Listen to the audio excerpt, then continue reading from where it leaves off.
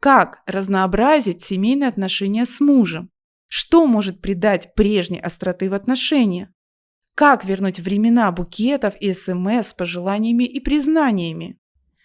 Даша, это сделать очень легко. Просто найдите способ, как вы и муж одновременно на какое-то время уберете из вашей жизни, как бы отодвинете в сторону э, все другие сферы жизни, которые затрачивают ваше внимание, которые как бы куда вы отдаете внимание. Например, если у вас дети, отправьте их на лето к бабушке там, или на каникулы какие-то.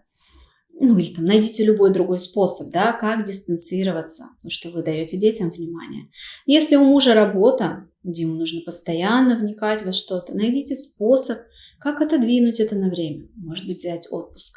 Если у вас около дома много с кем вы контактируете, там, знакомые, родственники, друзья, периодически встречаетесь с кем-то, на лестничной площадке соседка постоянно разговаривает, уйдите на время из привычного мира в новый мир, только вдвоем. Идеально, если вы улетаете в какое-то путешествие, где вы еще ни разу не были, и убираете телефоны, минимизируете их, и все рабочие контакты вы перекрываете на это время. Мир «я для тебя недоступен». Мы остались только вдвоем в новом месте. Вы, например, подруг своих всех отодвигаете и перестаете с ними на какое-то время общаться и говорите: у меня випассана, девочки. Випассана – это такой интересный метод духовной практики, когда человек вообще ни с кем не разговаривает какое-то время. Просто вот молчит и никому ни слова не говорит, ничего не читает.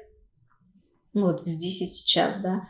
Поэтому я шучу, конечно, но как-то отодвигаете. И когда вы остаетесь только вдвоем, и вам в новом месте, и вам больше некуда отдавать свое внимание, кроме как друг другу, поверьте, у вас возникнет интерес друг к другу.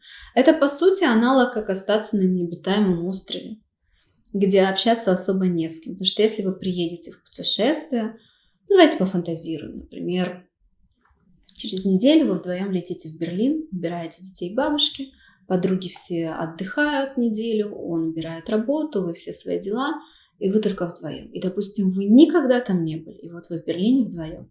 Да, вы будете разговаривать с другими людьми, это не необитаемый остров. Например, вы заселитесь в гостиницу и будете разговаривать с персоналом, там вы пойдете в магазин, в ресторан, будете общаться, но это будут такие минимальные такие разговоры, неглубокие. И вы волей-неволей посмотрите снова друг на друга.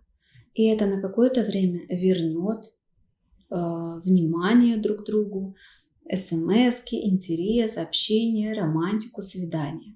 Но если в ваших отношениях есть серьезные глубокие проблемы, которые в обычном быту, где вы растрачиваете свое внимание по сторонам на работу, друзей, детей, вы эти проблемы как бы обходите временно взглядом, типа я не вижу, что вообще-то у нас тут крах, как мы уже назрел какой-то конфликт, то вот в таком уединении у вас это взорвется как вулкан, выйдет наружу.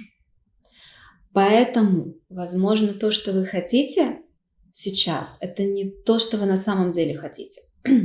Потому что если это все ушло, обычно две причины. Либо есть очень серьезный какой-то конфликт, который такой скрытый, необсуждаемый, потайной.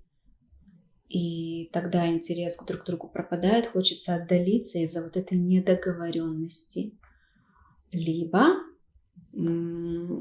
перекосило по жизни. Может быть, муж завалился в работу, может быть, он трудоголик, может быть, он не умеет выстраивать баланс в жизни, может быть,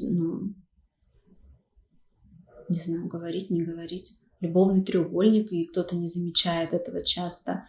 Ведь мужчина, который на стороне имеет другую женщину, он меняется часто. Они меняются по-разному. Кто-то, наоборот, дома становится более пушистым, нежным, ласковым, чтобы жена не заметила. Кто-то, наоборот, более холодным. Да, там свои есть особенности изменений. Но куда-то, значит, его внимание очень сильно перетекает от вас. И, может быть, лучше задуматься о том, куда оно утекает и почему вы пришли в эту точку.